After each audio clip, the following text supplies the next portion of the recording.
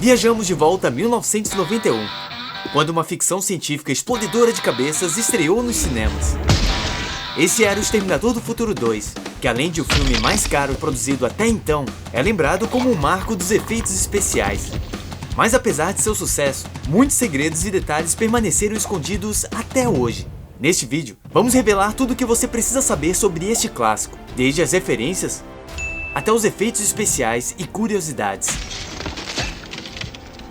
Portanto, esses são todos os detalhes que você perdeu, ou não, em O Exterminador do Futuro 2, O Julgamento Final. Acompanha-nos nessa jornada até o final para não perder nada. Deixa o like e vamos para o vídeo. O início apresenta o resultado catastrófico de um holocausto nuclear, com as máquinas destruindo o que restou da humanidade e evidenciando a vulnerabilidade da espécie diante delas. A alusão aos 4 Cavaleiros do Apocalipse é sugerida pela escolha de destacar os brinquedos. Além disso, a destruição do parquinho evoca uma forte sensação de urgência, pois as crianças representam o futuro e a continuidade da humanidade. Também o contraste entre antes e depois alude ao céu e o inferno. Quando o T-800 chega do futuro e procura roupas e veículos sem educação necessária... Esqueceu de dizer por favor. Schwarzenegger vestia uma bermuda desconcertante. Essa cena nunca mais será vista da mesma maneira. Sem demora, completa o look do primeiro filme. Os óculos possuem propósito narrativo. Por ora, apenas servem para confundir o público, que no lançamento não sabia que dessa vez seria o herói. John vai limpar o chiqueiro do seu quarto! Essa é Janet Goldstein, uma escolha recorrente de James Cameron. Ela interpretou Vasquez em Aliens e também a mulher que consola os filhos em Titanic. E o Colby Mine? Bom gosto musical. Sutil, mas a submissão do amigo serve para refletir o futuro papel de liderança de John, que foi criado para ser um líder. Essa é a foto batida no final do filme anterior, e que futuramente pararia nas mãos do pai de John. Foi enviado de volta no tempo para matá-la. Bem original. Autoelogio. Como vai, Dr. Silberman? Silberman é o doutor do primeiro filme. Isso é fantástico, eu podia impulsionar a minha carreira com esse cara. Certamente fez. Reflete bem o desespero e a sensação de impotência de Sarah, enquanto tenta alertar a humanidade sobre o juízo final, sem ser ouvida. E ainda assim, é internada num hospital psiquiátrico. Em 29 de agosto de 1997 vai parecer muito real pra vocês todos. A data de 29 de agosto não é aleatória, pois marca o aniversário da primeira detonação de uma bomba atômica pela União Soviética. Essa data se conecta ao enredo do filme, no qual o ataque da Skynet à Rússia resulta no holocausto nuclear. O medo de um evento deste tipo foi o que inspirou James Cameron a escrever o roteiro. Um dinossauro, apropriado para a empresa responsável por quase extinguir a raça humana. Tá bom. Diferente do Exterminador, Dyson demonstra muita educação ao segurar a porta para o operador de câmera.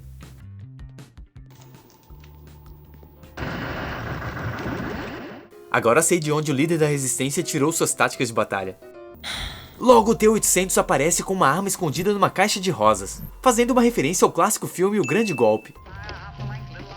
Talvez uma piada com Guns N' Roses? Prove. Eu disse talvez. Desculpa. Hoje em dia pode não parecer uma revelação surpreendente, mas neste momento o público descobre que Arnold não é o vilão. A escolha de retratar a descoberta encurralando John entre os dois viajantes no tempo, sem saber para onde correr, é perfeita. Afirmando o T-1000 como vilão, espelham a cena em que Arnold acerta a bebida no primeiro filme. Os ferimentos do T-1000 não são computação gráfica, mas sim efeitos práticos criados com um dispositivo que se abre como uma flor. Austin é uma referência escondida de Stephanie Austin, produtora, que coincidentemente também é o nome da filha de Robert Patrick, o T-1000. Mais tarde descobrimos que essa é sua forma real. Jogar alguém pela vidraça é um clichê obrigatório em filmes de ação. Quem tira as fotos é o co-roteirista William Wisher. Seu espanto é por ter encontrado o T-800 anteriormente no primeiro filme. Como mencionei no vídeo sobre erros, James Cameron pediu para Robert Patrick correr o máximo possível e tentar pegar John de verdade, pois acreditava ser impossível. Surpreendentemente, o ator em ótima forma conseguiu alcançar o garoto de moto. First time we did the run, I caught the kid. Vale a pena mencionar que para as cenas em que o ator mirim pilotava a moto, rodinhas foram acopladas e o veículo puxado por um carro. É realmente impressionante. Também foi usado cabos. O T-800 recarrega a arma semelhante a John Wayne em vários de seus faroestes. Destruir o teto do caminhão não foi planejado. No entanto, ao chegar ao local, perceberam que o veículo não passaria pela estrutura. O salto foi realizado com cabos, removidos na pós-produção. Infelizmente, o uso de uma máscara para o dublê se assemelhar a Arnold ficou meio porcaria, levando Cameron a adicionar o rosto do ator nas versões recentes. Aqui também. Outras cenas foram executadas pelos próprios atores, sob uma tela, para manter a segurança. Quase! Diferente dessa tomada de bastidor que acerta o garoto em cheio. Por que essa droga de cachorro não para de latir? Porque no primeiro filme foi estabelecido que cães pressentem exterminadores. Boa continuidade. Não. Inclusive, quando T-1000 vai à casa dos pais adotivos para pedir informações sobre John, é possível ouvir o cão latir ao fundo. Bom detalhe. Não. Qual o nome do cachorro? Max. Mad Max inspirou o Exterminador do Futuro. Curioso que o único diálogo trocado entre os exterminadores seja enquanto se passam por outra pessoa. Talvez seja óbvio, mas já percebeu que a lâmina usada para acertar Todd é uma cópia da faca que cortava os alimentos? Prevendo que John resgataria sua mãe, o T-1000 decide aguardá-los no hospital, tomando a forma de um guarda. Cena realizada com o irmão gêmeo do ator, combinado com um animatrônico. Inclina a cabeça, como o famoso movimento de Michael Myers ao contemplar a vítima. Interessante notar que ao bater novamente na porta, ouvimos sons de metal no vidro, enquanto anteriormente apenas sons de vidro. Bom detalhe. Quando encontra Sarah, o T-800 remove seus óculos, um gesto interessante, porque era um símbolo do Exterminador, vilão do filme anterior. Quebrá-lo simboliza a mudança de posicionamento do personagem e de sua jornada para se tornar mais humano. Venha comigo se você quiser viver. Espelho pedido de Kyle Reese. Venha comigo se quiser viver. Incrível que tenha sido produzida nos anos 90. Demonstra o alto nível de perfeccionismo de James Cameron. Mais uma combinação de efeitos práticos e computação.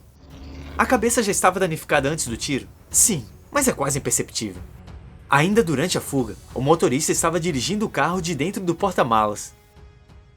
Um pouco depois, param em um poço da Benfic Petroleum, mesma empresa apresentada em Segredo do Abismo, filme anterior de James Cameron. Nessa cena, que não foi incluída na versão original do filme, o T-800 explica como desativá-lo acessando a CPU. Para criar a ilusão de reflexo no espelho, Arnold fica de frente para um manequim, enquanto a irmã gêmea de Linda Hamilton interpreta seu reflexo.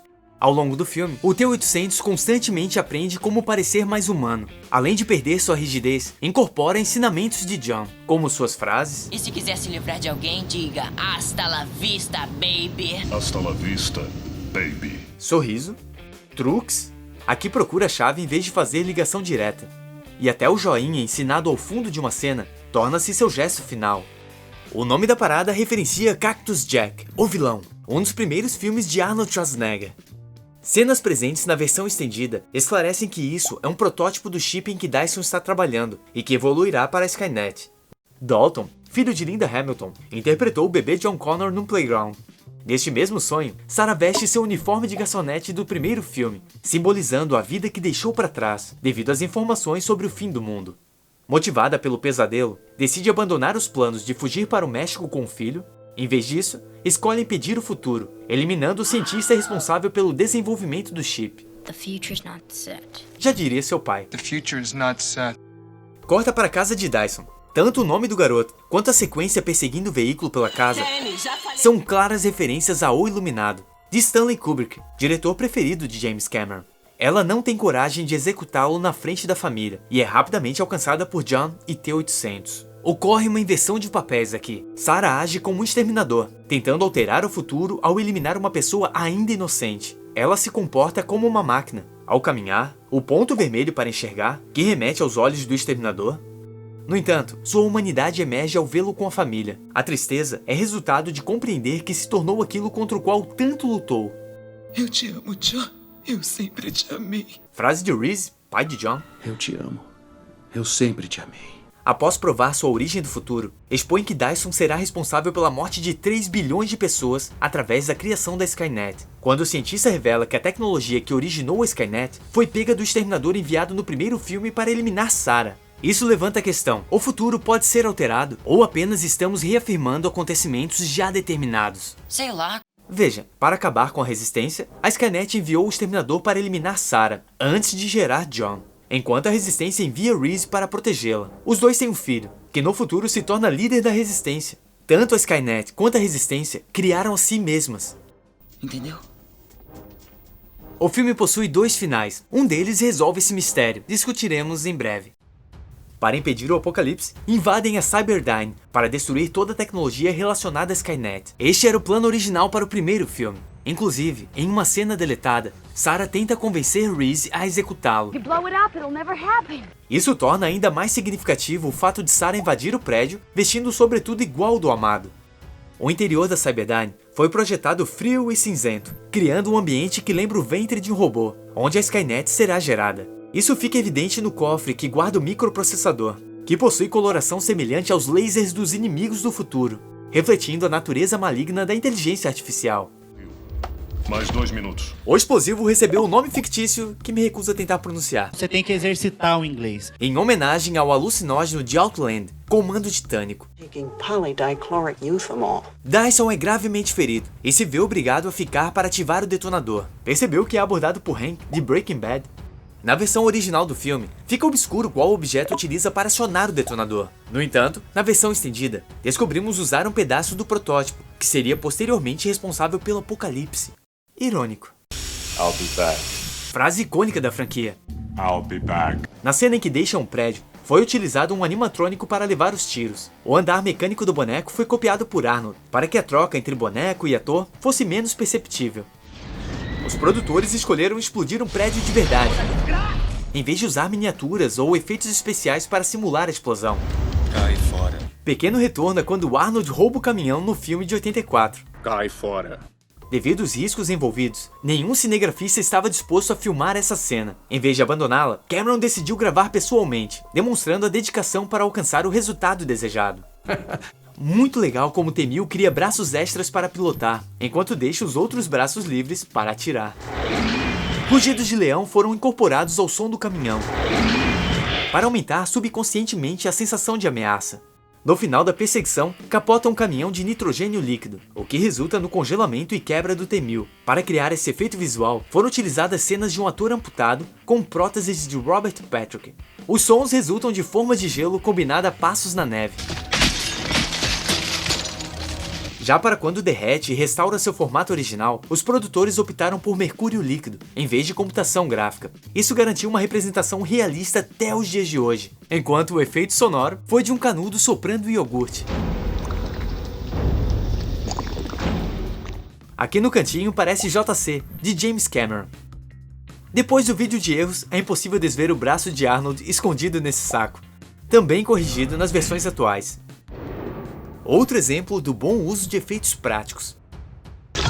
Assim como esse. Em outros momentos, o dublê vestia um traje prateado. Aqui um erro que não percebi anteriormente. Nos bastidores, vemos usar um bastão ligado por um arco, preenchido posteriormente por computação gráfica. O problema é esquecerem de corrigir a sombra no traje. Fala sério.